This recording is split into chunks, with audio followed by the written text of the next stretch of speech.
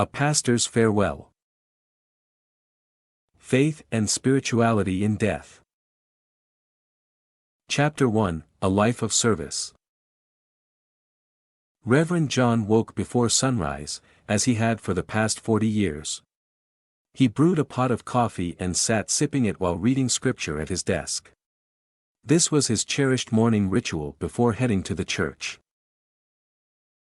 After showering and dressing for the day in his usual minister garb, Reverend John made the short drive to the New Hope Methodist Church. Though decades had passed, he still felt that familiar sense of purpose as he unlocked the doors and turned on the lights. This church had been Reverend John's life's work ever since he took the role of pastor back in 1979. He was just 22 years old when he answered the call to ministry after graduating seminary. New Hope was his first and only congregation. Over the years, Reverend John had baptized babies who grew into adults, married young couples who later baptized babies of their own. He had counseled those grieving over lost loved ones, helped couples save failing marriages, and guided youth through those complicated adolescent years. His wise, compassionate spirit had comforted many during their darkest moments. Reverend John devoted himself wholly to the spiritual well-being of his congregation and community. He led charity drives, visited the sick, volunteered at the local shelter. The town fondly knew him as not just the pastor but a mentor and friend. Now in his mid-60s, Reverend John had witnessed generations pass through the doors of New Hope. Though it was not an easy vocation, it filled him with profound purpose. He took pride in a life dedicated to service, family, and faith. As he prepared for Sunday service, Reverend John gave thanks for the rewarding journey thus far. Chapter 2, Facing Mortality. The first sign something was wrong came one Sunday when Reverend John had to abruptly end his sermon, feeling suddenly faint and short of breath. His concerned wife insisted he see the doctor. A battery of tests revealed an ominous diagnosis, stage 4 pancreatic cancer. The doctor regretfully told John that the prognosis was bleak, having spread too far for surgery.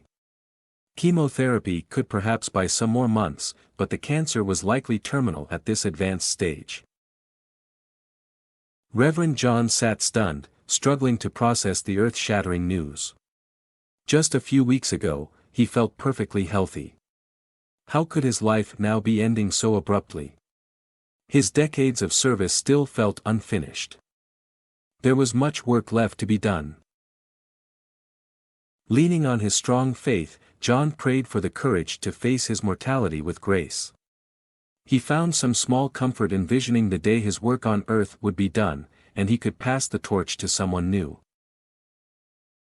Arrangements were made for John to receive hospice care in the home he shared with his wife. As word spread, his congregation responded with an outpouring of love and support. Church members signed up to visit John, drop off food, or simply lend an ear during this difficult transition. In the quiet moments, John grieved all he would leave behind while coming to terms with his limited time ahead. But he resolved not to lose hope or perspective. By staying grounded in the present, he could make the most of each remaining moment with family, friends, and his faithful community.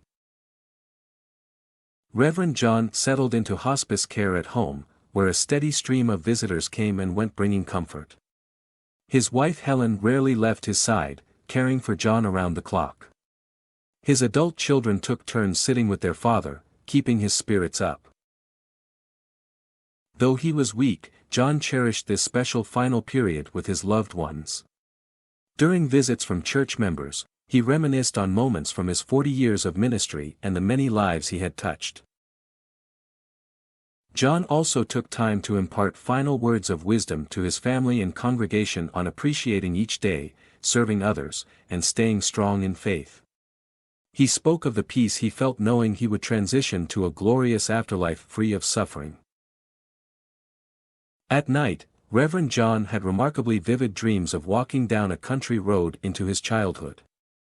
In the dreams, he would see his childhood farmhouse, then his parents, who passed years ago, waving to him lovingly from the front porch. The dreams brought John comfort and hope. As time passed, John grew increasingly tired and drained. But he did not feel fear in his final days, only gratitude. He believed he had fulfilled his purpose and was ready to be called home. By finding acceptance, Reverend John discovered tranquility in the midst of his grim prognosis. Soon the day would come when his soul was no longer meant for this world. But John trusted that he would walk again down that luminous country road back into the embrace of lost loved ones. He had faith that the best was yet to come. Chapter 4: A Pastor's Passing. The hospice nurse told Helen gently that the end was likely approaching soon for John. Though heartbroken, Helen summoned their children so they could all be present for his final moments. As John lay frail and still, his breathing becoming shallower, his family surrounded him tearfully. They stroked his hair and held his weak hand, expressing how much they loved him. Helen thanked her husband for their beautiful life together. Despite the mournful mood, there was a powerful sense of peace and gratitude in the room. Reverend John had brought them all comfort over the past weeks through his brave acceptance. He eased their grief and worries about his passing. As morning sunlight streamed through the windows, Reverend John took his last breath on earth. His family wept and said goodbye, though they found solace knowing his struggle was ended. They felt assured he walked now on that marvelous country road. In Reverend John's mind, as he succumbed to everlasting sleep, he envisioned strolling through green meadows into his parents' outstretched arms. In spirit, he was finally home. All pain and fear washed away.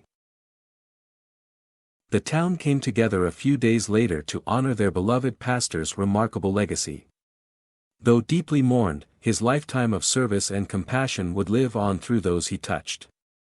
Reverend John's comforting faith had carried him gently from this life into the next.